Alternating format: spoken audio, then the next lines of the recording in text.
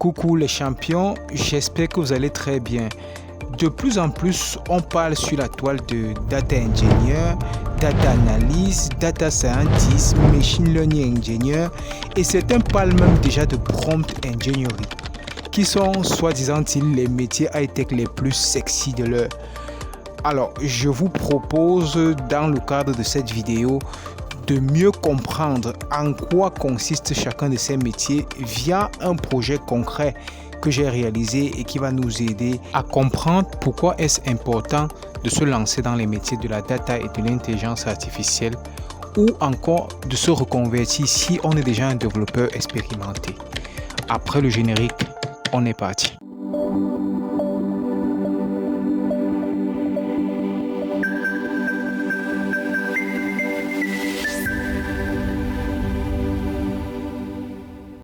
Décrivons le projet que nous allons réaliser. Alors, la description du projet est comme suit. En fait, c'est l'université de Chang qui veut mettre en place deux systèmes. Un système de gestion des inscriptions des étudiants et un système de gestion de leurs notes qui sont séparément mis en place comme suit. Voilà. Le premier système, c'est une application web qui va permettre de pouvoir gérer les notes des étudiants. Et le second système, c'est une application Android qui interagit avec la base de données PostgreSQL qui va permettre d'inscrire les étudiants. Donc, les étudiants vont d'abord s'inscrire et de l'autre côté, les données provenant de l'inscription des étudiants seront utilisées pour la gestion des notes de ces étudiants.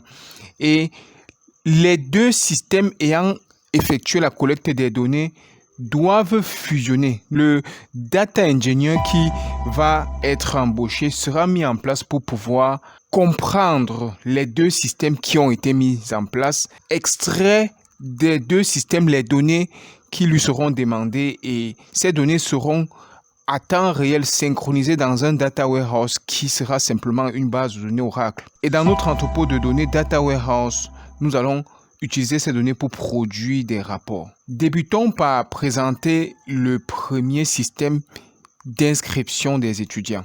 Alors, c'est une application mobile qui a été développée avec le logiciel Windev Mobile 17.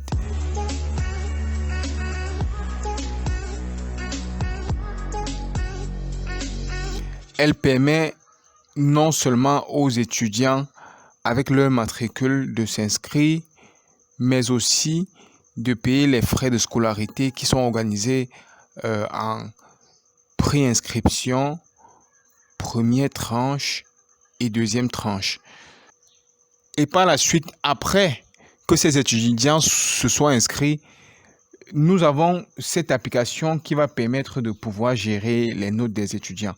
Précisons aussi que un data engineer doit avoir de très bonnes connaissances en programmation. Donc, il doit avoir programmé dans multiples langages, c'est-à-dire en PHP, en Java, en Python, en VBA pour Excel, afin d'être capable de mieux comprendre les notions de base de données. Par exemple, voilà une base de données MySQL. Un data engineer doit être à l'aise avec le SQL, doit être excellent en SQL pour être capable de pouvoir comprendre la structure des tables qui ont été créées, peut-être pas par lui, et d'extraire, c'est-à-dire que d'écrire des requêtes SQL pour extraire ce qu'on lui demande de faire. C'est-à-dire, ça c'est pour MySQL. Il devrait être capable aussi de le faire avec de multiples sources de données, comme aussi PostgreSQL, c'est-à-dire maîtriser PostgreSQL et aussi Oracle, maîtriser le SGBD Oracle et bien d'autres. Donc ça, c'est une des attributions fondamentales du data engineer. Alors, connectons-nous un peu à notre système permettant de gérer les étudiants. Donc, j'entre justement le mot de passe comme ceci. Voilà.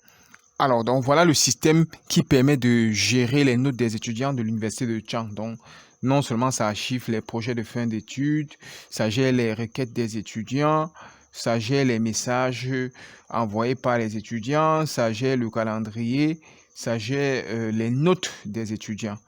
Donc voilà un peu les notes des étudiants. On peut voir les résultats des notes de chaque étudiant comme ceci. Vous voyez, et on peut même imprimer et exporter en CSV.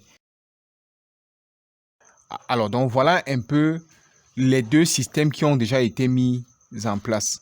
Nous allons par la suite maintenant présenter les outils d'ETL qui vont nous aider à pouvoir extraire les données et transformer et charger dans le data warehouse. Nous allons travailler avec Pentaho, qui est tout simplement une suite de logiciels de BI développés en Java.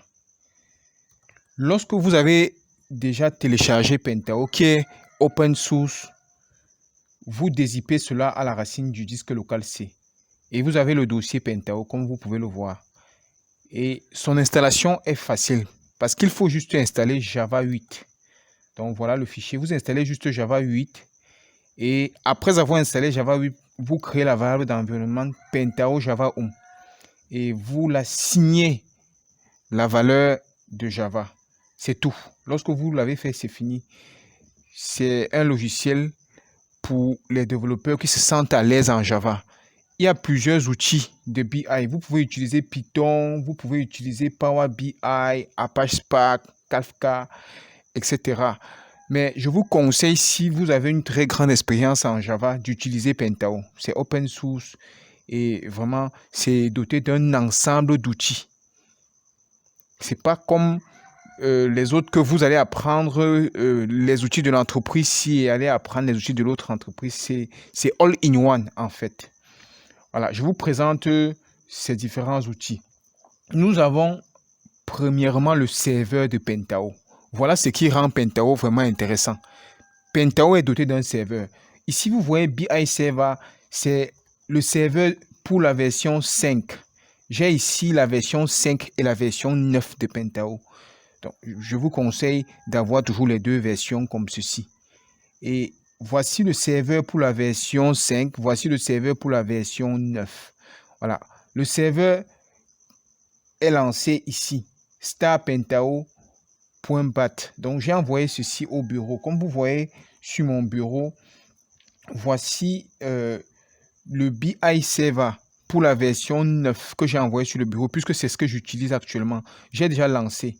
Voilà, lorsque vous lancez, ça démarre et après avoir démarré comme ceci, ça met le temps de démarrage après. Donc, ça veut dire qu'actuellement, le serveur est démarré.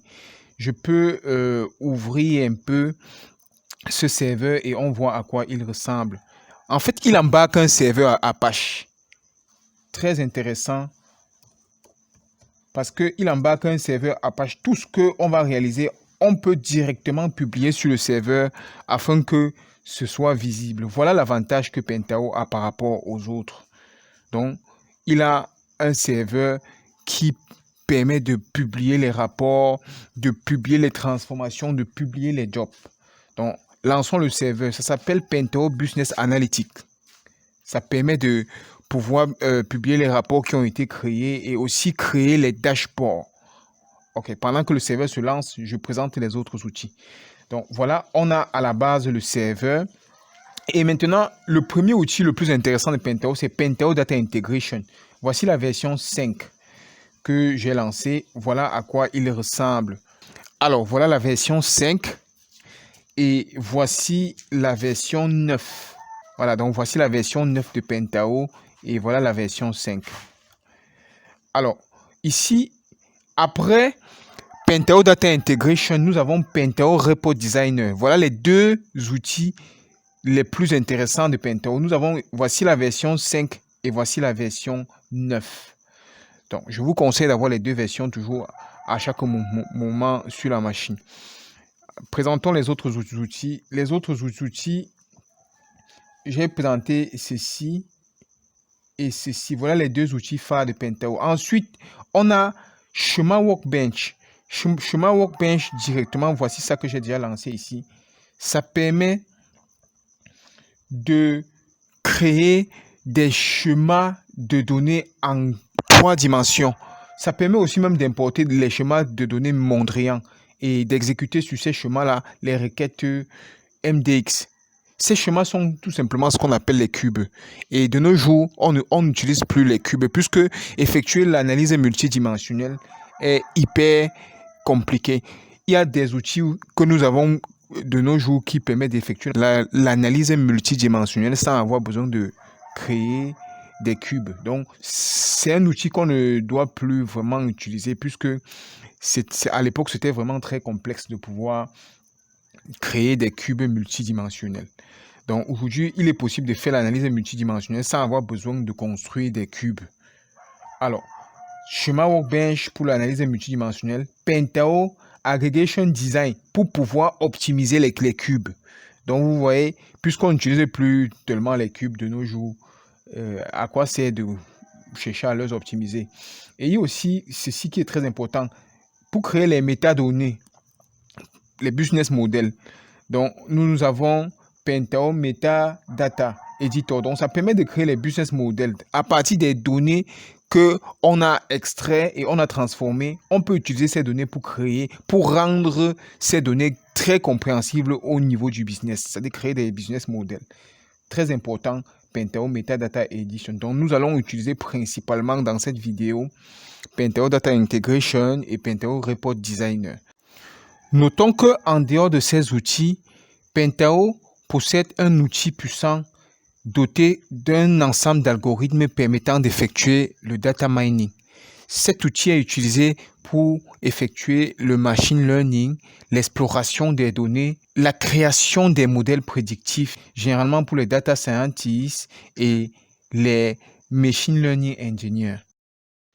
Les outils étant présentés, nous allons, après que le serveur soit démarré, nous connecter à la page de connexion du serveur en tapant simplement localhost avec le port 8083. Donc, c'est comme ça qu'on fait pour accéder au serveur de Pentao. Voilà. Étant sur la page de connexion, vous allez simplement choisir le type d'utilisateur. Si je veux me connecter en tant que super administrateur, je choisis ceci et j'attends un petit moment. Le serveur va arriver à la page d'accueil.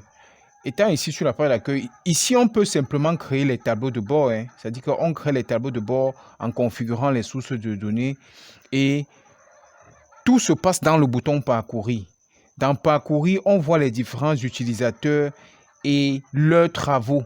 Dans public, dans le dossier public, on voit tout ce que n'importe quel utilisateur peut voir. Donc, donc si je viens ici dans administrateur, il n'a encore aucun fichier. Allons dans Pentao. Nous allons exécuter cette transformation et on va voir comment cela fonctionne. En réalité, cette transformation extrait les données de la table étudiant de la base de données online request. Ça extrait ces données et ça vient insérer ces données dans PostgreSQL, dans la table étudiant de PostgreSQL. Donc, je peux afficher un peu et on visualise. Vous voyez, ce sont les mêmes données ici qui sont de ce côté. Dans MySQL. Donc, on va un peu essayer d'exécuter. Donc, je vais dans PostgreSQL supprimer les données de cette table. Donc, pour supprimer ces données, on va simplement exécuter une commande ici. Et ça s'appelle delete en fait. Donc, je vais taper la commande delete from étudiant. Voilà, donc si j'exécute cette commande, ça va simplement vider les 10 lignes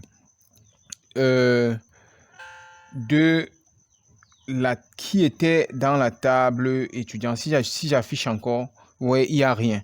Donc, je vais simplement exécuter cette transformation et on va voir ce que ça fait.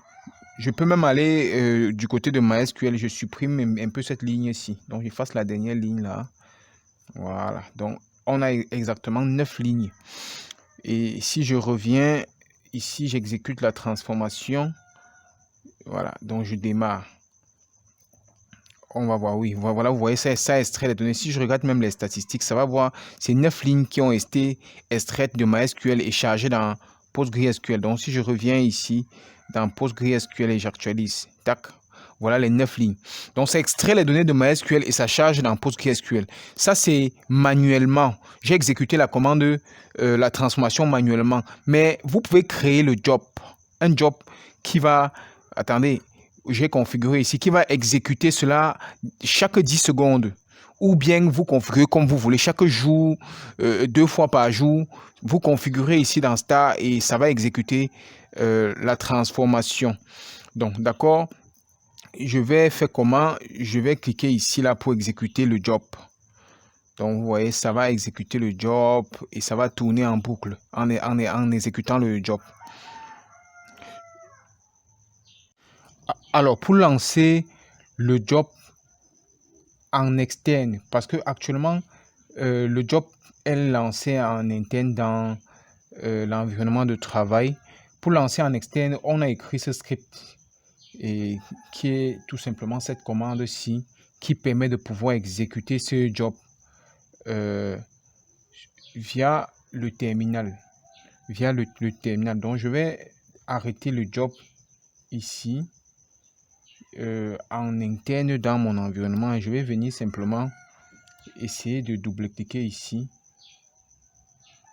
et voilà le job qui va se lancer sur le terminal. Voilà, lorsque on le fait, la seule chose qu'il va manquer de faire, c'est de pouvoir soit lancer ce fichier .bat au démarrage du système d'exploitation avec la commande shell 2.startup, c'est-à-dire que j'ouvre le dossier que le système d'exploitation offre pour le lancement des fichiers au démarrage. Je glisse le job à l'intérieur. Et là, on sait que quand la machine va démarrer, ça va automatiquement lancer le job. Parce que ce qu'on veut faire, c'est peut-être automatiser la synchronisation des données entre les deux tables. C'est comme ça qu'on fait. Donc, ça veut dire que je peux glisser soit le job ici, ou bien vous utilisez simplement le planificateur de tâches du système d'exploitation. Et vous allez pouvoir configurer cela comme vous voulez. Donc, voilà comment on faisait à l'époque pour pouvoir automatiser une transformation que nous avons créée. Mais de nos jours, avec le serveur BI, la seule chose que vous devez faire, c'est publier juste cette transformation sur le serveur BI et automatiquement, le serveur va se charger de faire le travail, c'est-à-dire d'exécuter la transformation à intervalles de temps réguliers. Donc, je peux fermer ceci et on va essayer de publier notre transformation et notre job, les deux sur le serveur BI. Je peux à présent charger ma transformation ou mon job sur le serveur BI, précisément dans le dossier du super administrateur. Vous voyez, c'est encore vite. Soit je décide de télécharger de cette façon, soit directement sur mon environnement, je me connecte à mon repos que j'ai créé. J'entre le mot de passe du super administrateur. Voilà. Je me connecte à lui. Voilà. Étant connecté, je peux simplement décider de ne pas fermer tout ce que j'ai devant moi ici. Donc, je ne ferme pas tout ce que j'ai devant moi. Étant connecté à mon repos comme ceci, je peux directement, étant ici, enregistrer ma transformation dans le dossier admin du super administrateur. Donc, vous voyez, je choisis admin effectivement et je save. J'enregistre ça là-bas. La transformation étant enregistrée sur mon repos, sur mon serveur, je peux venir essayer de visualiser cela ici. J'actualise juste et... Alors, voilà la transformation que je viens d'enregistrer. Je peux faire de même avec la transformation. Donc, c'est-à-dire, si je suis ici, je suis connecté à mon repos.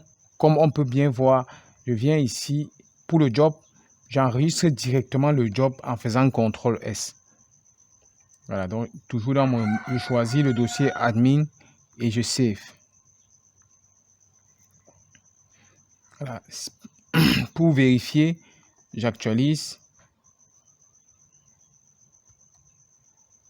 Voilà mes deux fichiers que j'ai importés. Comme je pouvais aussi le faire en utilisant le téléchargement. Alors maintenant, comment ça va se passer? Pour exécuter mon job ou ma transformation, je vais simplement cliquer sur exécuter en arrière-plan. Exécutons par exemple le job en arrière-plan. Si j'appuie sur exécuter en arrière-plan, on va me dire, OK, est-ce que je veux exécuter, je vais ajouter les dates d'exécution pour que ça puisse être visible correctement comme ceci, ou bien que est-ce que je vais remplacer à chaque fois avant d'exécuter, je clique sur OK. Vous voyez, si je reviens sur mon serveur ici, je vais voir l'exécution en arrière-plan. Donc, ça va démarrer l'exécution en arrière-plan. Et à chaque fois que je vais lancer le serveur, ça va exécuter ma tâche en arrière-plan. Voilà ça, ma synchronisation qui est en train de s'exécuter en arrière-plan. Donc, voilà un peu ce qu'on a fait. Maintenant, pour notre projet que nous avons mentionné au début, d'extraire les données des sources de données PostgreSQL, MySQL, mettre ces données sous une forme analysable avant de le charger dans la base de données Oracle. Voilà ce que nous avons construit pour cela. Donc, on va exécuter cela et on va voir comment ça va se comporter.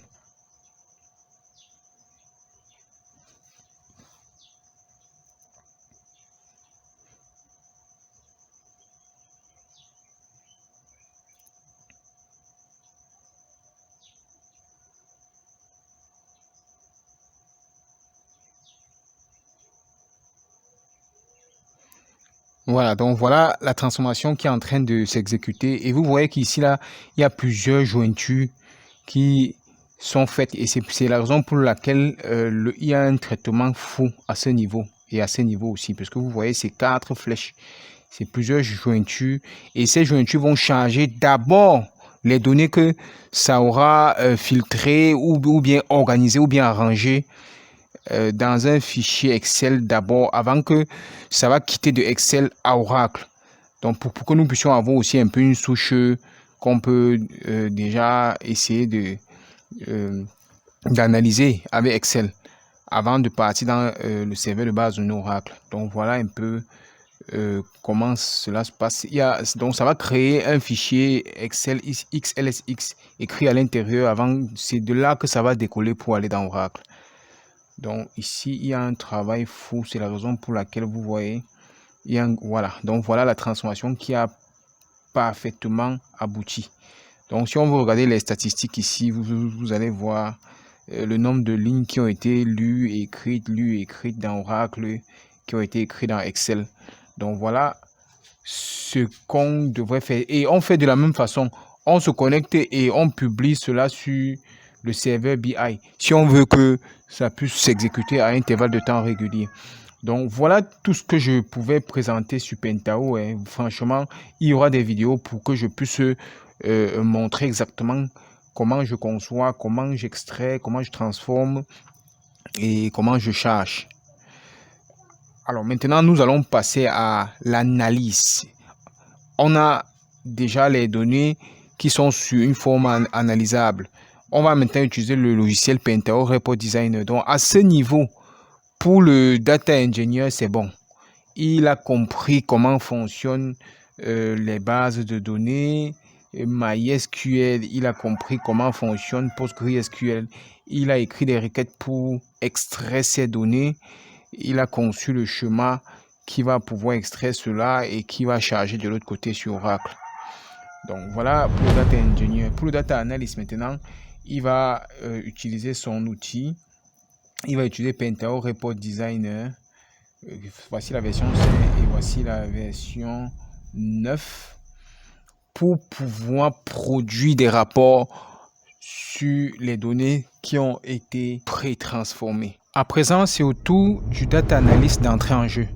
Il a pour mission de créer les rapports et les dashboards. Alors, pour les rapports, il va utiliser le logiciel Pentao Report Designer et pour les dashboards, il va travailler au niveau du serveur en créant les sources de données directement au niveau du serveur et les dashboards à ce niveau parce que les dashboards sont directement publiés. Puisque c'est créé ici, c'est directement visible au grand public. Or, à ce niveau, au niveau de Report Designer, nous allons designer, déployer et publier cela sur le serveur, comme nous l'avons fait avec les transformations et les jobs. Alors, nous allons importer les rapports que nous avons créés à partir des données qui avaient déjà été chargées sur le data warehouse qui est Oracle. Donc voilà, nous avons chargé les données dans la table School. Voilà les données que nous avons chargées. Nous avons chargé aussi dans la table étudiant. Nous avons chargé dans la table Course. Voilà, donc j'ouvre la table Course. Voilà les données que nous avons chargées provenant de MySQL et de PostgreSQL.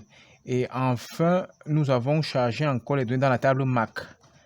Voilà, donc voilà les données qui... Nous allons produire des rapports à partir de ces données-là. Alors, je viens au niveau de mon report designer. Je vais simplement importer les rapports que j'ai déjà designés. Parce que l'objectif de la vidéo n'est pas de vous montrer comment designer, mais c'est de vous montrer les résultats que ce logiciel est capable de produire. Donc, je vais Open. Alors, je choisis un rapport sur le serveur Oracle qui s'intitule par exemple un rapport simple, Student. Donc, je prends même le rapport basique Student ici et j'ouvre. Alors, voilà le rapport et pas besoin de vous montrer comment ça se passe le design puisqu'il y a des vidéos que je vais faire pour vous montrer pas à pas comment designer ces rapports. Nous allons juste savoir que la première partie, c'est la structure du rapport. Comme vous voyez, en tête, corps, pied, filigrane. Ça, c'est pour structurer le rapport au niveau de la page. Il y a les outils. Voilà les outils ici. Maintenant, la partie data, c'est la partie pour l'extraction des données. Donc, on écrit des requêtes SQL. C'est-à-dire, on crée une connexion à la base de données, par exemple Oracle, comme je viens de faire là, Oracle Connection. Voilà, donc voilà la base de données Oracle. Je peux même tester, tac, je suis connecté à Oracle. Et voilà, maintenant j'écris ma requête d'extraction, je prévisualise. Alors, lorsque la prévisualisation marche et que les données sont exactement ce que l'on attendait, ça prouve combien le data engineer a bien travaillé et nous pouvons maintenant exploiter ces données pour produire le rapport. Bon, pour le faire, on va d'abord, premièrement, essayer de voir à quoi ressemble notre rapport et si c'est bien comme nous voulons, nous allons le publier directement comme ceci. Publish. Et ensuite, oui, je vais publier. Voilà, donc les paramètres de connexion au serveur sont bons. Voilà, donc je me reconnais avec le serveur parce que au niveau du serveur, nous voyons effectivement qu'on a deux dossiers, le dossier accueil et le dossier public. Donc, on va publier cela où? Publions dans le dossier admin. Voilà, donc voilà, ce sera liste étudiant. Je ne choisis pas le format de sortie. On peut ne pas choisir. Et par défaut, ce sera le HTML. Donc, j'appuie sur OK. La publication avec succès. Je peux directement ouvrir afin qu'on puisse voir le lien qu'on peut utiliser pour partager. Voilà, vous voyez, ça a publié notre rapport et par défaut sur HTML. Mais je peux choisir le PDF. D'accord. Pour que ça puisse mettre mon document sous un format PDF et que je peux directement télécharger. Donc voilà le PDF. Le PDF est plus propre. Donc je peux télécharger. Donc, les gens vont se connecter avec cette adresse et ils pourront télécharger le rapport comme ceci. Donc j'ai téléchargé le rapport sur mon bureau. Donc voilà le rapport que je me suis connecté sur le serveur BI et j'ai téléchargé. Alors donc voilà notre rapport au format PDF que nous avons téléchargé sur le serveur. Alors rendons-nous sur notre Pentaho Report Designer. Nous allons importer ou bien ouvrir d'autres rapports qu'on a designés. Voilà, donc j'ouvre les 4 rapports là. Alors voilà les 4 rapports sur l'école que nous avons designé. Nous allons publier ces rapports sur le serveur BI comme ceci. On commence par ceci. Ceci, c'est un rapport interactif. Testons pour voir. Donc, si je viens dans Print Preview, vous voyez, c'est un rapport interactif. Vous pouvez rendre les rapports interactifs ou bien simplement afficher de façon générale les données. Donc, si je veux par exemple ici imprimer les statistiques de tout l'établissement, vous voyez, ça c'est pour tout l'établissement, pour toutes les classes de l'établissement d'un coup. Ou bien je peux afficher cela de façon interactive. On va dans tous les cas publier les 2 rapports aussi et on va voir à quoi ça ressemble au niveau du serveur. Commençons par le premier rapport interactif. Donc je viens sur Publish, oui, et je me connecte. Je vais toujours publier cela dans le dossier admin. Voilà, donc dans ce cas, je vais choisir PDF pour que au premier chargement de ce rapport, ça place une fois les données au format PDF. Donc, OK. Alors, le rapport a été publié avec succès. Oui.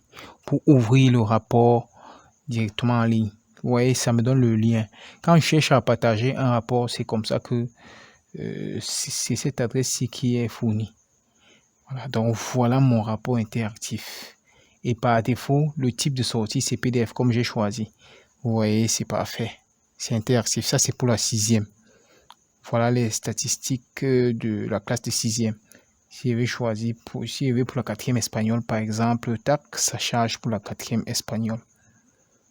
Donc, il suffit simplement que on enregistre les élèves de l'autre côté avec leur date de naissance et je produis ce rapport en arrière-plan de façon interactive. Ouais, supposons qu'on télécharge peut-être pour la 4e espagnol au bureau, toujours. Je mets cela au bureau et j'enregistre. Ça, c'est pour la 4e espagnol. Allons, pendant que je vais chercher à ouvrir le rapport-ci, vous voyez, c'est propre, c'est très propre, 4e espagnol. Voilà le rapport que j'ai téléchargé. Et je reviens sur ma plateforme, je publie ceci. Ça, c'est le générique. Ça, c'est dans le cas où j'ai envie d'imprimer d'un coup les statistiques de tout l'établissement, les statistiques des âges des élèves de tout l'établissement. Donc, rien qu'en ayant enregistré tous les élèves de l'établissement, je viens sortir ça. Donc, moi, le designer, je publie d'abord. Je publie toujours ici dans admin et ça va au premier lancement sortir directement au format PDF. Tac, c'est bon. Donc, j'ouvre. Voilà, vous voyez, c'est vraiment fluide. Voilà, donc voilà, d'un coup, 18 formats, 18 classes. Un rapport constitué de 18 classes pour tout l'établissement. Téléchargeons et on va voir exactement, clairement avec Foxy Reader, comment ça s'affiche. Donc, pendant que c'est en train de télécharger, voilà, ça m'a déjà téléchargé. Donc, je peux faire ouvrir comme ceci. Et j'ouvre avec Foxy Reader. Voilà, donc voilà mon rapport constitué de 18 pages pour toutes les classes, en fait. Les statistiques sur les âges des élèves de toutes les classes. Voilà, c'est intéressant, le plus vieux, le plus jeune. La moyenne des âges des élèves par sexe. D'accord, voilà. On va continuer à publier les autres rapports et on va voir. Je viens ici, voici un rapport aussi encore interactif, vérifions, sur le travail des élèves. Voilà, c'est interactif. Allons-y, on publie sur le serveur BI. Publish, oui. OK. Toujours dans le même dossier, on va publier. Et ça va sortir au format PDF. Tac, c'est bon. Et j'ouvre. Vous voyez, c'est en train de charger pour la classe de 6e et le premier trimestre. Donc, le premier trimestre, voilà le résultat des élèves, les statistiques de façon générale de la classe de 6e pour le premier trimestre. Les filles, les garçons, voilà. Et si je choisis peut-être pour le deuxième trimestre, c'est dans ce cas qu'on va voir les progressions. Pour la classe de 6e, pour le deuxième trimestre, on voit effectivement que voilà les progressions. La meilleure progression, la meilleure régression. Et ça veut dire que la classe est plutôt rentrée en arrière, puisque quand je regarde les taux d'amélioration, taux de dégradation, c'est négatif. Donc, je vais un peu télécharger ça, on va voir clairement. Pendant que c'est en train de télécharger, je reviens, je termine, parce que il faut afficher, je publie ceci. Publier, publish, OK, toujours ici. Et je veux que ça sorte comment? Bon, disons que ça sort avant qu'on choisisse PDF. Voilà, c'est très rapide. Hein. Voilà, et ceci c'est pour afficher le tout d'un coup.